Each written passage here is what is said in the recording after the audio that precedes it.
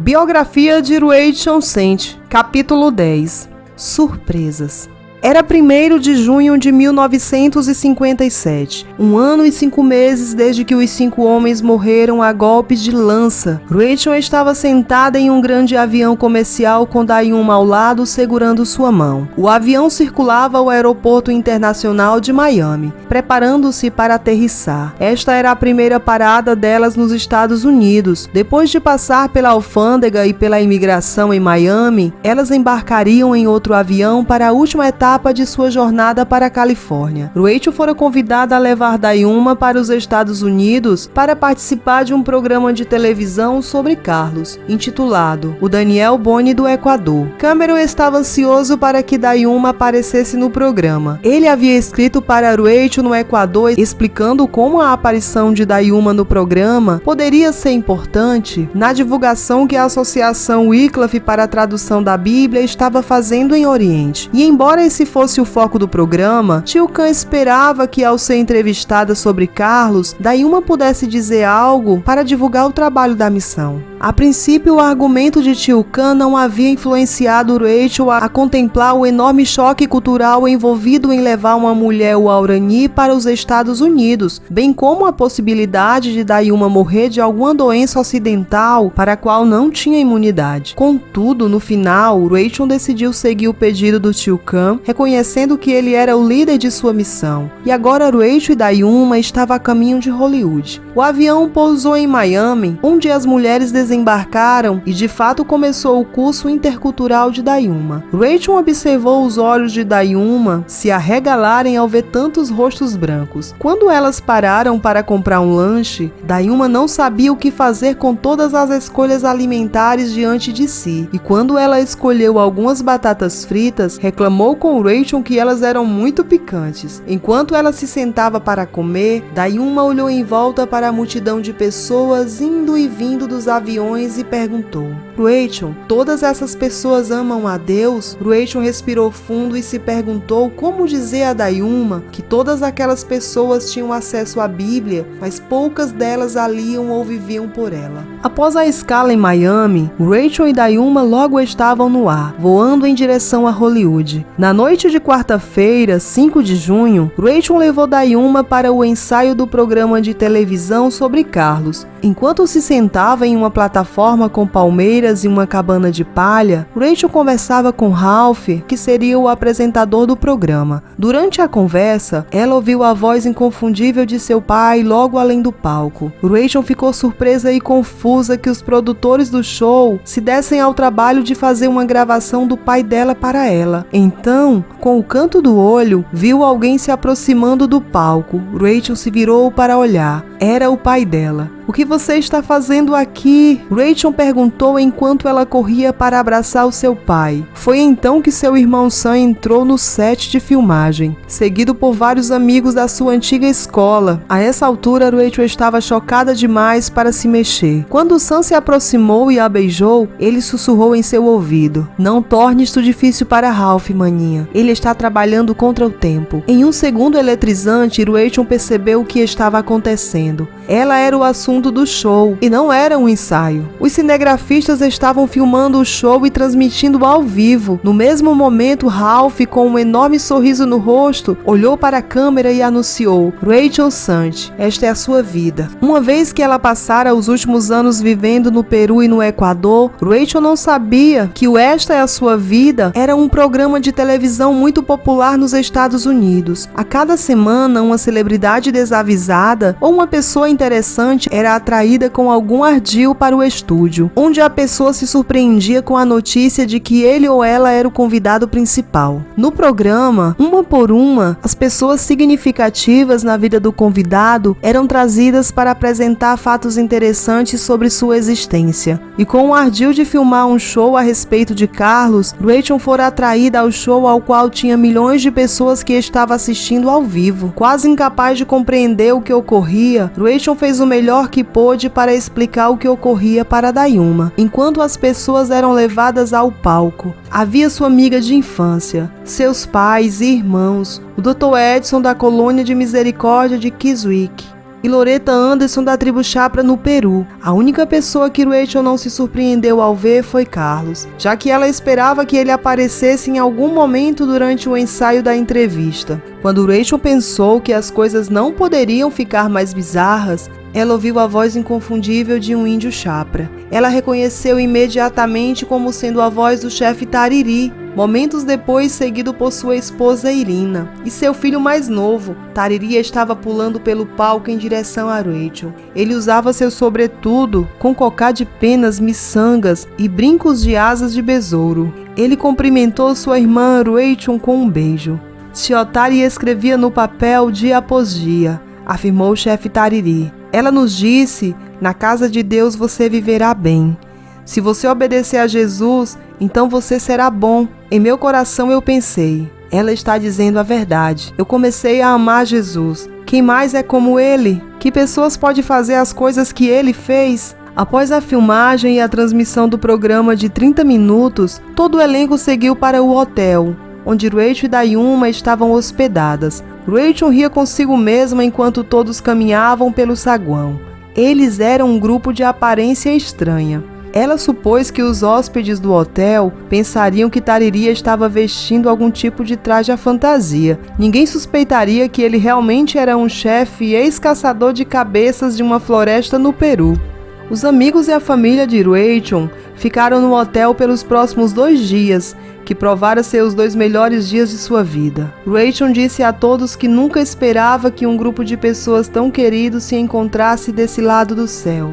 Os convidados foram servidos em seus quartos para que pudessem evitar os olhos do público e conversassem com mais liberdade. Um funcionário da Associação Wycliffe para a Tradução da Bíblia em Los Angeles até mesmo cuidou de forma a manter os desorientados visitantes indígenas abastecidos com frango e arroz cozido. Durante esse tempo, o chefe Tariri e Dayuma tentaram se comunicar, embora não fosse fácil por causa do abismo linguístico que existia entre eles, exceto pela tradução de algumas frases simples dos missionários Wycliffes presentes. A maior parte da comunicação de Tariri e Dayuma foi através de sorrisos e gestos. Ainda assim, o chefe Tariri parecia genuinamente satisfeito com a reunião. Chiotari, disse ele a Rachel, é bom conhecer uma das alcas que Deus lhe enviou. Eu posso ver com meus olhos que eles também precisam da mesma mensagem que você trouxe para nós. Rachel levou vários dias para se recuperar do choque de ser colocada no show.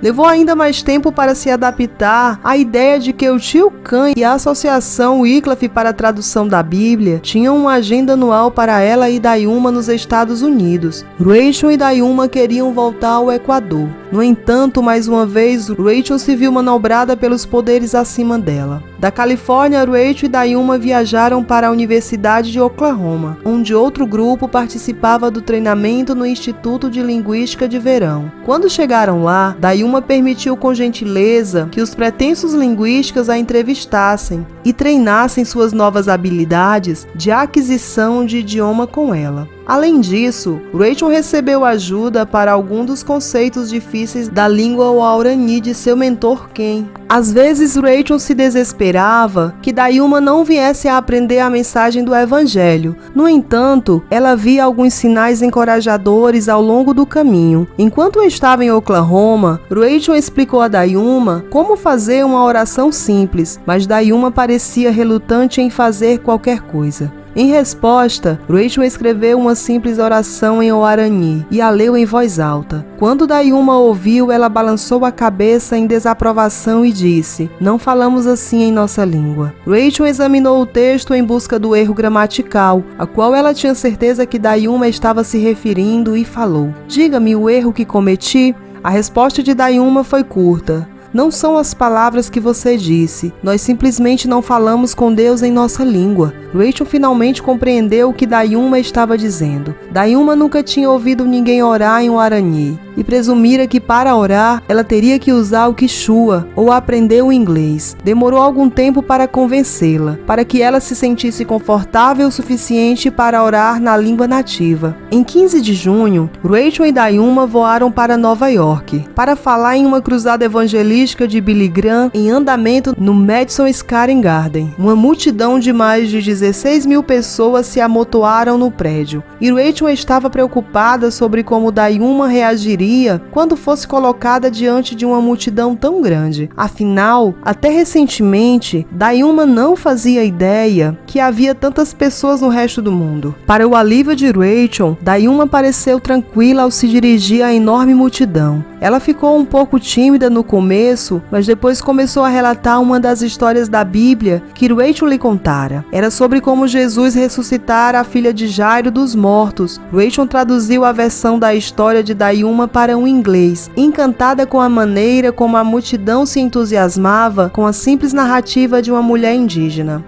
Quando Dayuma terminou com o pensamento de que os pais da filha de Jairo ficaram muito felizes, a multidão aplaudiu. Mais tarde, quando fizeram um apelo para que as pessoas que quisessem se tornar cristã fossem à frente, centenas de pessoas se dirigiram para o altar. Dayuma ficou surpresa com o fato de tantas pessoas não terem seguido as gravuras de Deus, a Bíblia, em uma terra onde elas eram tão acessíveis. Enquanto permaneciam em Manhattan para a cruzada, Rachel percebeu que Dayuma não tinha como compreender coisas que via. Os arranha-céus e a Estátua da Liberdade não pareceram impressionar Dayuma nem um pouco. O que a fascinava eram os limpadores de janelas pendurados no prédio. Como eles chegaram lá, ela queria saber. E como que eles não caíam? De Nova York, a dupla viajou para a Filadélfia, onde Rachel visitou seus pais. Rachel ficou satisfeita ao ver que sua mãe e Dayuma se deram muito bem. Apesar da barreira da língua, as duas mulheres pareciam se entender. Dayuma estava bem ciente de que Nat era filho da senhora Sant. Ela disse a Rachel depois que ela havia procurado por sinais de amargura em sua mãe em relação à morte de Nat e ficou surpresa em não encontrar nenhum.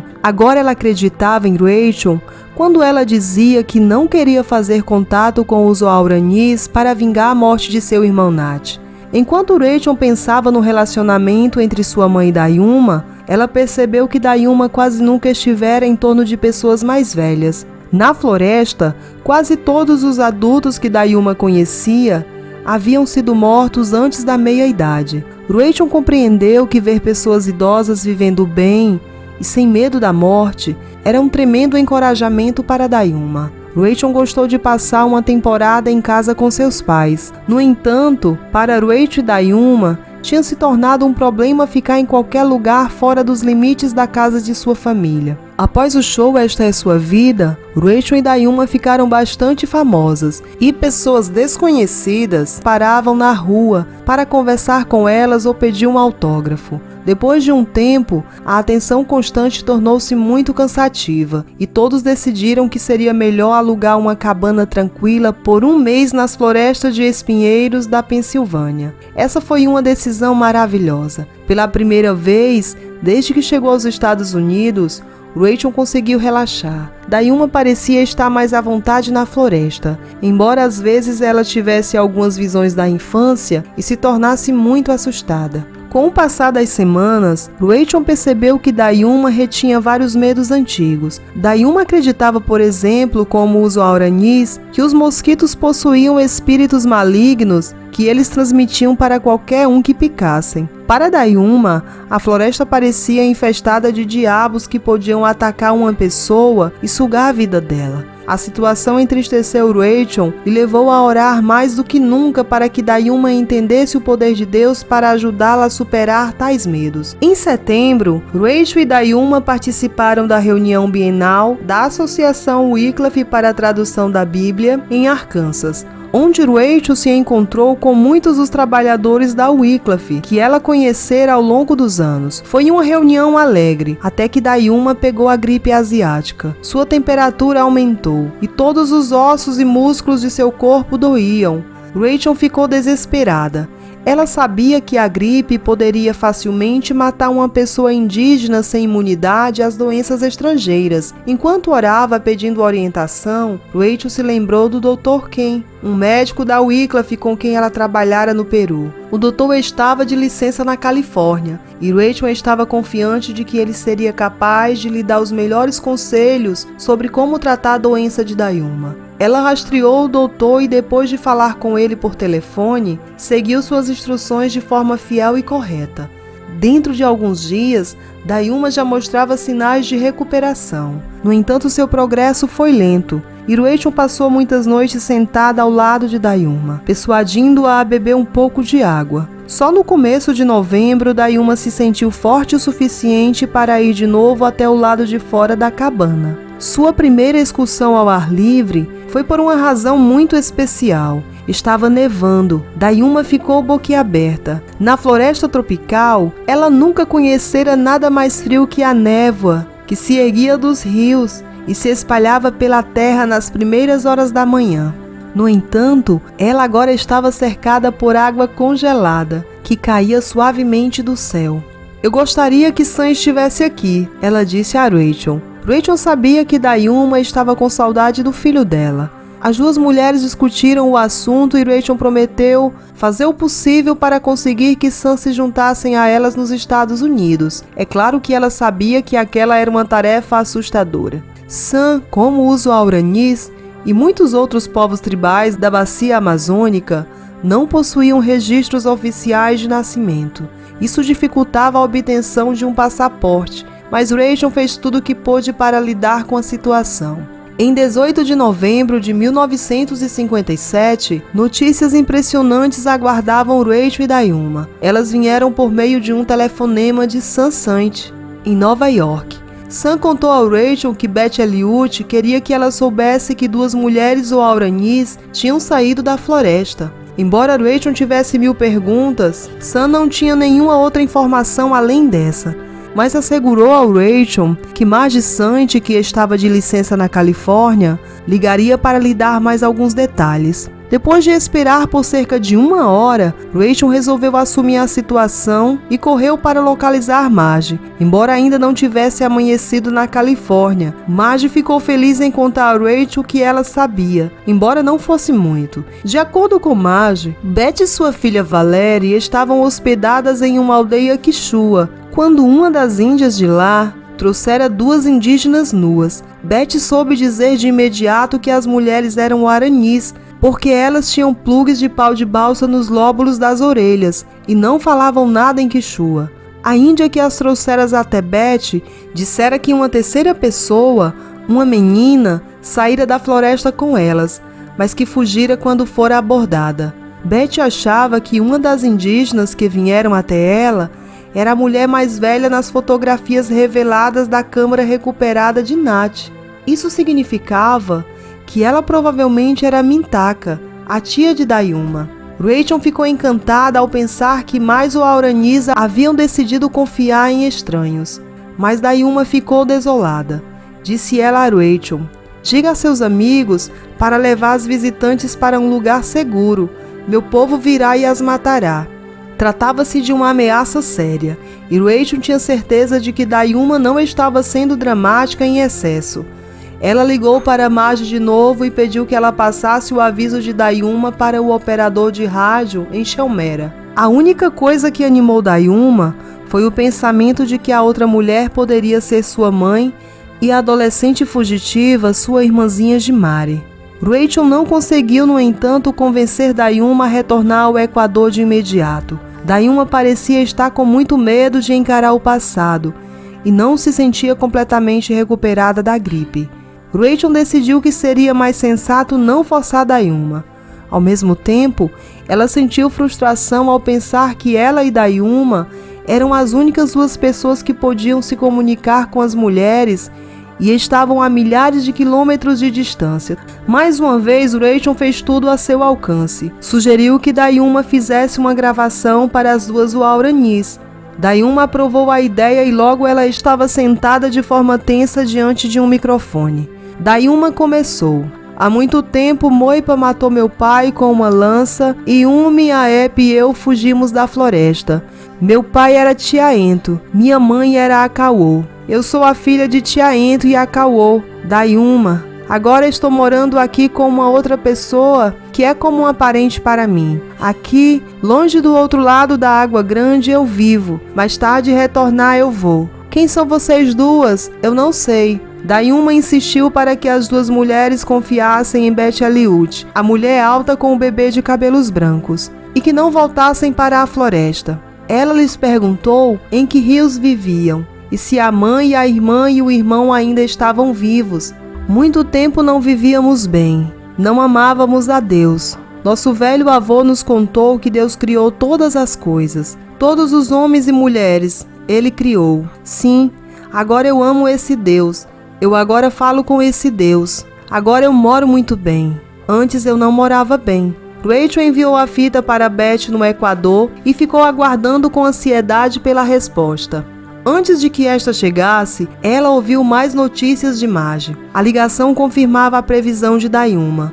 Um grupo de invasores Uauranis saíra da floresta e sequestrara a mulher Quixua que oferecera refúgio às duas mulheres Uauranis. Em seguida, eles mataram o marido da mulher com 22 golpes de lança.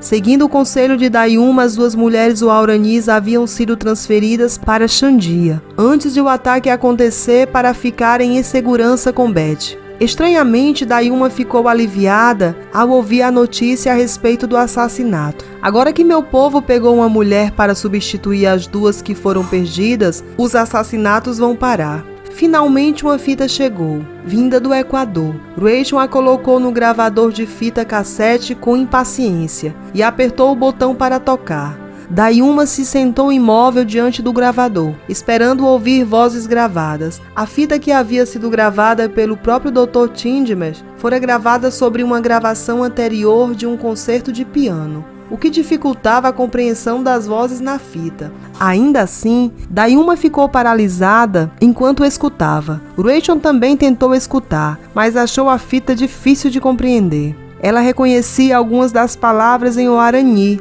mas a voz na fita falava muito mais rápido do que Dayuma, e era muito mais aguda e anasalada. Às vezes Rachel queria parar a fita e rebobiná-la, para ouvir de novo uma parte do discurso, mas Dayuma não permitia. Ela estava aflita para ouvir tudo que estava gravado na fita. Quando a fita chegou ao fim, Dayuma transmitiu a Rachel tudo o que fora dito na gravação. A mulher que falava na fita se identificara como Mãe Gamo, a esposa do tio Jiquita de Dayuma, e a mulher que fugira com ela era de fato Mintaka, a tia de Dayuma. No entanto, a garota que havia fugido de volta para a floresta, na realidade não era uma garota, mas um dos irmãos mais novos de Mãe Gamo. Mãe Gamo havia falado muito sobre o ciclo contínuo de assassinatos que acontecia na tribo e sobre as numerosas atrocidades cometidas por Moipa. Mãe Gamo também relatou como certo dia Moipa havia sido encurralado e ferido à lança, mas ela não dissera se ele havia morrido ou não. Para surpresa de Rachel, em vez de animar Dayuma, a fita pareceu mandá-la de volta ao passado em uma espiral descendente. O velho ódio e o medo começaram a surgir em sua conversa, enquanto ela falava de seu povo. Ela ficava particularmente chateada ao pensar que Moipa, o assassino de seu pai, ainda pudesse estar vivo. Além disso, o fato de Mãe Gamo não ter indicado se a mãe de Dayuma, Acaiô, estava viva ou morta, a incomodava. Rachel fez o melhor que pôde para encorajar Dayuma, orando com e por ela. Mas Dayuma continuava se sentindo deprimida. Quando a outra fita chegou do Equador, Rachel enfiou-a nervosamente no gravador, esperando que o conteúdo dessa fita não perturbasse Dayuma tanto quanto da anterior. Mais uma vez, Dayuma se sentou paralisada na frente do gravador e escutou.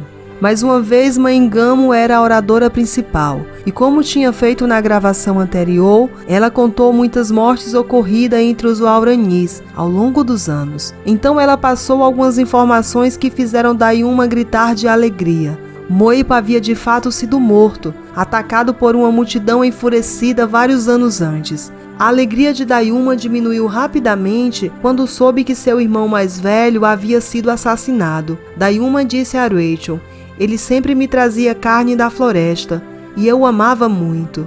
Até onde Dayuma sabia, isso deixava apenas suas irmãs de Marioba e seu irmão Nampa vivos. A notícia dessa morte deprimiu Dayuma ainda mais, até que sua depressão se transformou em raiva. Rachel queria que ela voltasse para a floresta para partilhar o evangelho com seu povo, mas Dayuma disse a Rachel que por causa do que acontecera com o irmão, ela não estava mais disposta a concordar com o pedido. Eu não vou voltar, disse a Rachel de forma inflexível. Rachel ficou alarmada. Ela sabia que a amargura havia se infiltrado no coração de Dayuma. No entanto, sem Dayuma, era difícil imaginar como ela conseguiria entrar com segurança na própria tribo Aurani. Então ela pensou e orou sobre o assunto. Finalmente, um dia ela disse: Dayuma, e se Jesus Cristo tivesse dito: eu não irei a essas pessoas horríveis na terra. Elas são muito más e pecaminosas, e eu não posso ser incomodado por elas. Eu ficarei no céu com o meu Santo Pai. Aqui é um lugar muito melhor do que na terra, com todas aquelas pessoas más. O que seria de nós se o Senhor Jesus tivesse dito isso? O que seria de nós?